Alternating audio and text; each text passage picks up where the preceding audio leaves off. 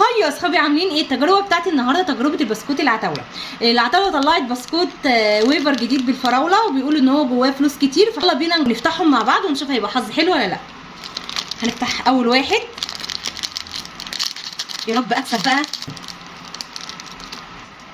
هشوف جواه حاجه تانية غير الورقه دي. لا، ايه الورقه دي بقى؟ مش عارفه. يا رب بقى، يا رب اكسب بقى، يا رب اكسب. تيكت. يا ترى ده بقى ايه؟ هكسب ولا لا؟ بردك تيكت، بس ده كان عليه جعفر العمده، ده يبقى عليه ايه؟ كرتون.